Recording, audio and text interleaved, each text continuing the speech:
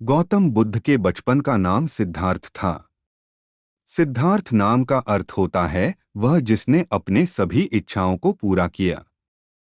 यह नाम उनके पिता राजा शुद्धोधन ने रखा था, क्योंकि जब बुद्ध का जन्म हुआ था तो सभी ज्योतिषियों और विद्वानों ने यह भविष्यवाणी की थी कि यह बालक बड़ा होकर एक महान सन्यासी बनेगा।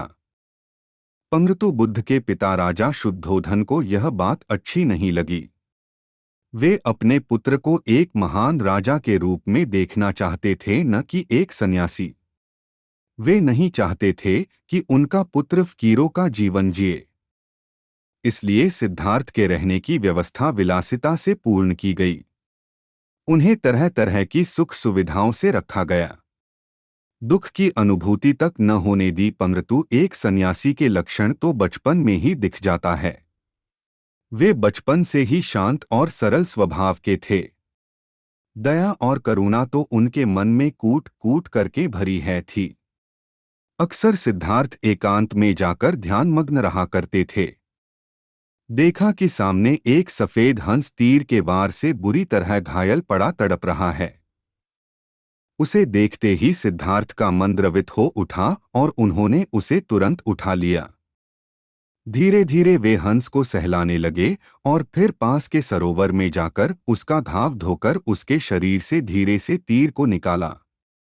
तीर निकालते ही वह दर्द से तड़प उठा। तब सिद्धार्थ उसे धीरे से सहलाते हैं और उसके घाव पर पट्टी बांध देते हैं।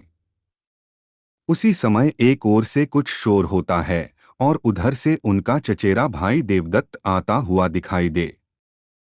सिद्धार्थ के हाथ में वह हंस देखकर बहुत खुश होता है और हंस लेने के लिए सिद्धार्थ के पास दौड़कर आ धमकता है। देवदत्त, सिद्धार्थ, यह हंस तुम्हारे पास है और मैं इसे कब से इधर उधर ढूंढ रहा था। यह मेरा शिकार है, अब जाकर मिला है। सिद्धार्थ, नहीं देवदत्त, यह हंस मेरा है। यह तो कब का दम तोड़ देता अगर मैं समय पर इसका इलाज न करता। देवदत्त, दम तोड़ देता तो क्या? यह तो मेरा शिकार है, मैंने इसे इसलिए तो मारा है। तुम जबरदस्ती मेरे शिकार को हड़पना चाहते हो। इस तरह दोनों भाइयों में उस हंस के लिए वाद विवाद होने लगा और धीरे धीरे बात बढ़ गई। तब दोनों ने मिलकर फैसला किया कि यह हंस किसका है।